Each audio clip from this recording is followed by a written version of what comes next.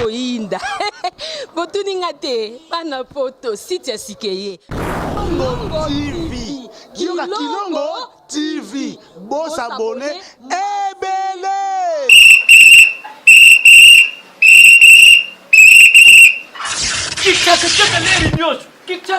Mopepa sika tolima mopepa kalate mikolo solingi osabone obetika point Kilongo TV bobeto be bokoto be na YouTube bobeto be Kilongo TV po Kilongo TV bokomona maijane wana bakataka te ngonga nyoso bokomona maijane na Kilongo TV wana nouveau ne kasi aza grand nani Kilongo TV. Oh Kilongo TV, oh Kilongo TV, sene moko ebotami eza moke kasi avimba na kati. Kilongo TV bokomona makambo ya minene mpo yasa ka ba vie ko le kabatinyaso. Kilongo TV. Bisous, bye. N'hésitez pas à liker la vidéo si elle vous plaît et si vous êtes nouveau sur la chaîne, n'oubliez pas de vous abonner et d'activer la notification pour ne rater aucune de nos prochaines vidéos. N'hésitez pas à liker la vidéo si elle vous plaît et si vous êtes nouveau sur la chaîne, n'oubliez pas de vous abonner et d'activer la notification pour ne rater aucune de nos prochaines vidéos. N'hésitez pas à liker la vidéo si elle vous plaît et si vous êtes nouveau sur la chaîne, n'oubliez pas de vous abonner et d'activer la notification pour ne rater aucune de nos prochaines vidéos. On commence.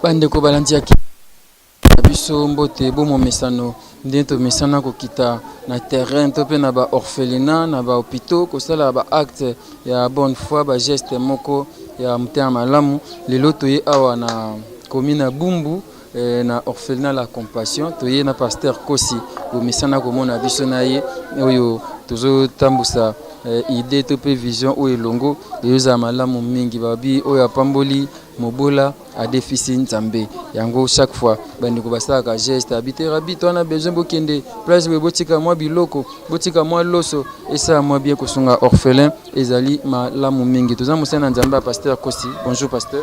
Bonjour papa Rabi.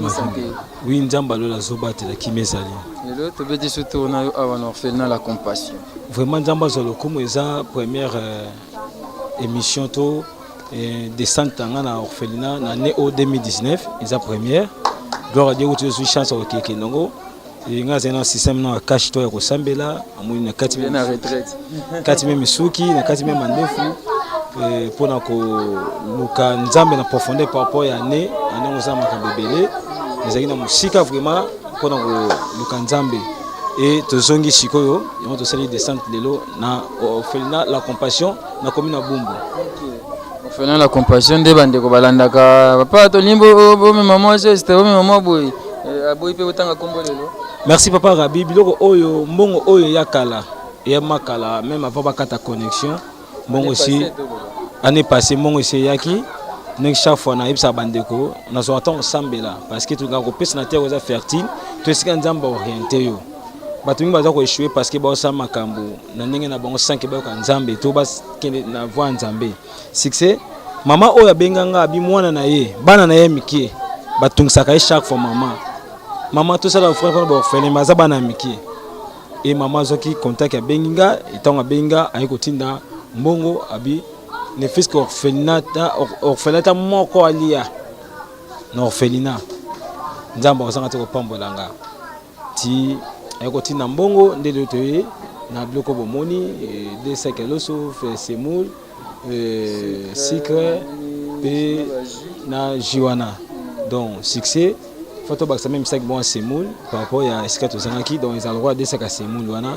par rapport à mbongo oyo batindaki succès yango toye nango awa lelo na ofena la compassion mama za na mboka ya Suisse aboye ne batanga kombo na ye aboye ne batanga kombo na ye et nzambe na likolo nde ayebiye nde to accompagner par rapport à vision oyo nzambe apesa biso pe na profiter oyebisa bandeko on a s'abonner na Kilongo TV te s'abonner plus besoin ko s'abonner na Kilongo TV tozo pesa ba offrir chance ya kolia na nzela ya Kilongo TV donc tous s'abonner massivement na chaîne o Kilongo TV ils ont un caractère mon social ils ont pour ko ça sabatu na si besoin de monsieur Belé ils ont pour ko ça sabatu et ba pièce à théâtre pe côté mes éducative mais plus tous en ba descendre ba orphelinat ba hôpital ba place ka o ezaki et 5 sunga bato donc vous s'abonner massivement na Kilongo TV nde bozo pesa ba orphelin to ba orphelin chance ya ko zoa quelque chose à partir de Kilongo TV donc c'est ça bana to benga ba orphelin bazaba na oyo faut biso to assurer à venir na bango to sunga bango à chaque fois to ba orphelin mo na bango comme na isengo mais tant que kenda batikala na moi pasi pour ça la ban peu moi pasi comme na bande ko bayaki bakipe ba tiki biso responsable de l'orphelinat azam pandi nanga c'est un homme de Dieu aussi et pasteur Moïse. Bonjour pasteur. Bonjour papa. Bonjour. Et toye awa d'abord visite oyo isali onde.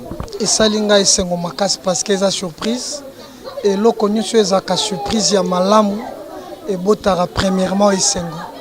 Isengo eza na motema na nga na ngonga o na ebité comment ko exprimer yango mais na pesi bino d'abord premièrement merci mingi d'avoir pensé à nous et surtout pour la visite ya samedi à lelo.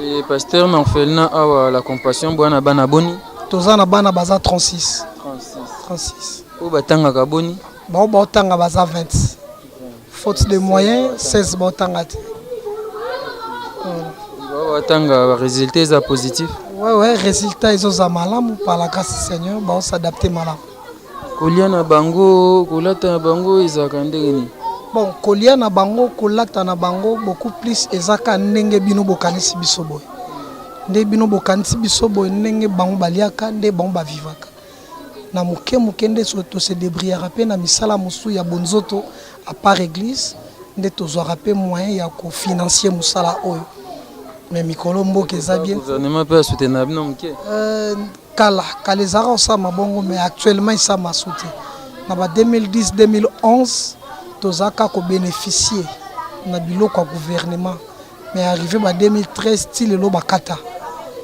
nga naza agent na onatra sali 18 mois ndeti bafuta bisote ba ninga no ba greve kuna bata transco ba greve ki ba longo l'IDG wana ba sepel ba zongi musala bino na tra ba greve suite na yete bon biso na tra to bande déjà grève depuis semaine mais jusque là na to suite te na to solution te yango to senga na ba konzi mboka ba s'impliquer vraiment na likambo na biso bato na tra parce que to souffrir tala ndeti nga agent na tra menacement nanga na na charge ya bano na botité salo nzamba pesinga mais bango babika na salaire wana 18 mois na juste salaire te de bana nga o baza na difficulté ya kolia ya kolata ya kotanga alors bazo vivre rien que na ba don volontaire bato mitema malam banti loyer vous payez ouais les loyers tozo futa rien que social et église nde soutenir biso pour nous futa loyer ya orphelinat. L'église que vous dirigez. Voilà. Église Terre Sainte ezwami na commune Ngiringiri. Na veni kola numéro 100. Kola numéro 100 comme tout koyanga na pe kuna eza malamu mingi bana abazo fanda na moni bana basi baze belé bana mba pe baza ba fanda ndenge nini. Il y a des chambres ou bien kabla bande. Oui, to kabola bango na ba chambre, il y a la chambre des filles, chambre ba garçon pe ezali. Voilà. Na bambetu na bango.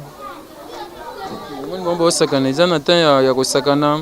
ya kotanga sikoyo boye bauti olia baoteye kolia sikoyo baose détendre baosakana 18h tosali na bango prière opita 20h nde ezalaka heure na bango ya otanga andi otanga 21h lita 21h tokati balali minuit tolamuki tobandi obondela so na bango olamisa bana so na minuit pasteur tomesanisaka bango bongo parce que nyonso tosala yango na cadre ya église corps du Christ tozoforme bango mpe spirituellement tolingi bazala bato bazala utile pour la société et pour l'église corps du Christ aussi tolingi kati na bango bacadre babima bapaster babima baévangéliste baprophétesse babima baminganga babima baingénieur bajournaliste donc bato anenge na ndenge babima kati na bango.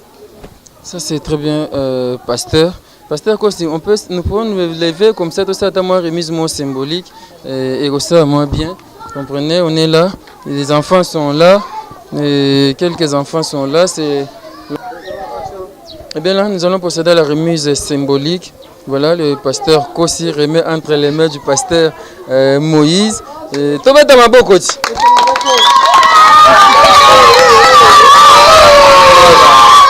Voilà, ça fait du bien comme ça. Merci. Et copie. Voilà, pasteur, vous pouvez encore dire un mot? En tout cas, natondisami nesengo makasi na sanza ya janvier et le début février komona descente na bino pe visite oyo vraiment motema etondi nesengo ya koloba nzambe ya la compassion apambola bino mingi et surtout pour la personne qui a pensé aussi à faire ces gestes pour les enfants depuis la Suisse.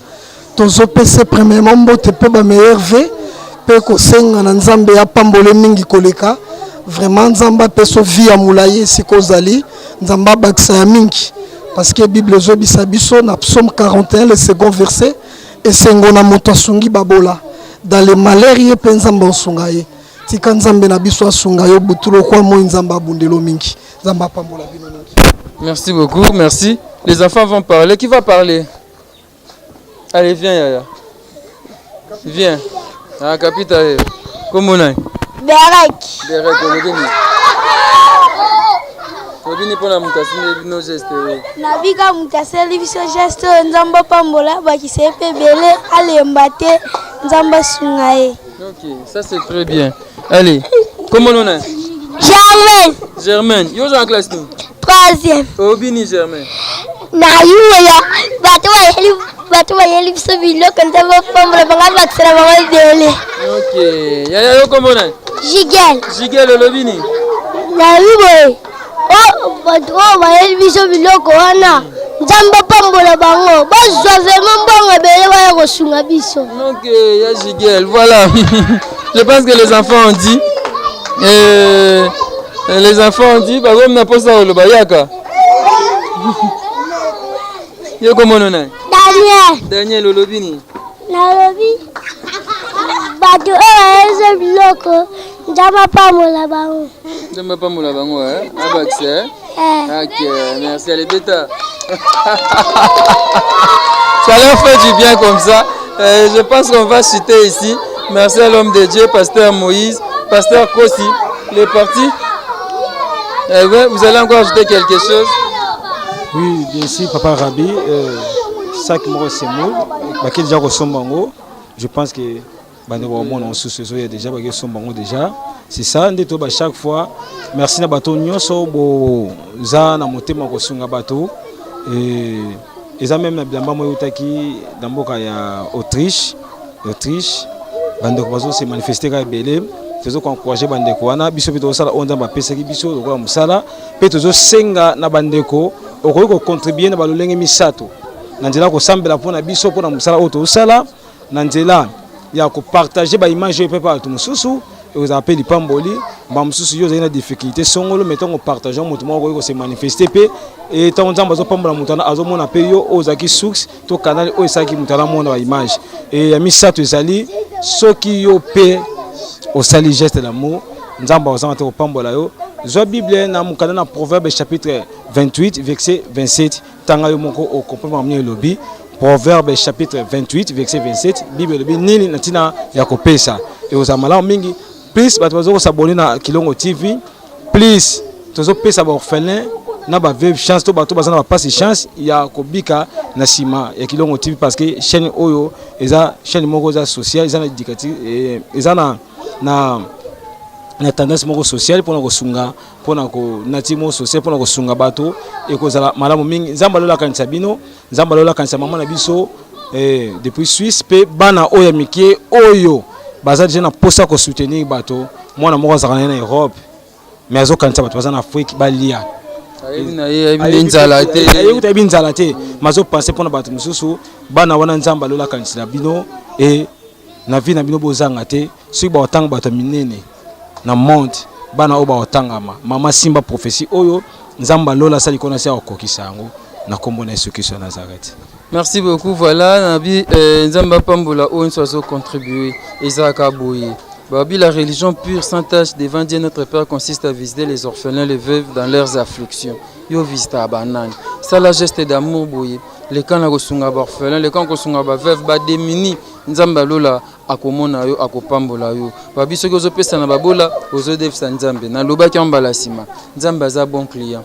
Au déficit afuta otala to defisa ye combien. Azo futa futi na tongo, futi na moya, futi na poko. Lobi soko ya futi na lisusu. Donc Nzamba za malamu mingi. Tout ça ba geste aboué za malamu. Merci et papa Kosima Zebo, merci mingi pa mama Fallon, merci mama Fallon Nzamba monayo, merci mingi et pas ya Fiston Bastien de FB International Agence Assure, papa Dominique Ekele mona Mustakata, merci pa nayo, merci et pas papa Duval Kasongo, Muyaka qui se respecte. Merci vraiment à vous tous. Batunyon soyo baza motema osa ba geste d'amour, batunyon so basungaka par rapport ya bambela na biso Nzambe apambola bino Nzamba mona bino. Merci na bande konyo so basabona na Kilongo TV pe ba oba ko s'abonner et malamu mingi. Merci na Koko Demaza Simabilili, merci pasteur, merci pe na pasteur Kosi et puis na ba master na nyo so baza awa Nzambe azala tata na bango tokuta mbomba la sima numéro ya sika Kilongo TV.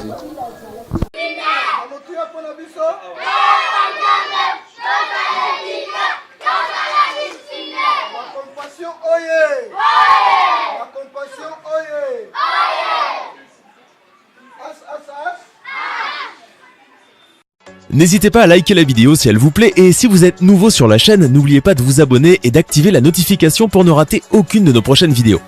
N'hésitez pas à liker la vidéo si elle vous plaît et si vous êtes nouveau sur la chaîne, n'oubliez pas de vous abonner et d'activer la notification pour ne rater aucune de nos prochaines vidéos. N'hésitez pas à liker la vidéo si elle vous plaît et si vous êtes nouveau sur la chaîne, n'oubliez pas de vous abonner et d'activer la notification pour ne rater aucune de nos prochaines vidéos. On commence.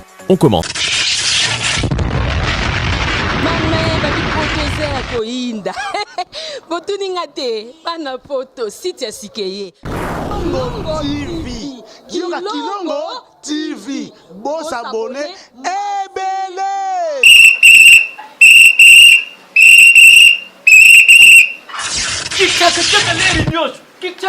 Mopepa sika tolima mopepa kalate mikolo solingi osabone obetika point Kilongo TV bobeto be bokoto be na YouTube bobeto be Kilongo TV po Kilongo TV bokomona maijane wana bakataka te ngonga nyoso bokomona maijane na Kilongo TV wana nouveau ne kasi aza grand nani Kilongo TV oh Kilongo TV zene moko ebotami eza moke kasi avimba na kati Kilongo TV bokomona makambo ya minene mpo yasa ka ba vie ko le kabatunyaso Kilongo TV bijou bye.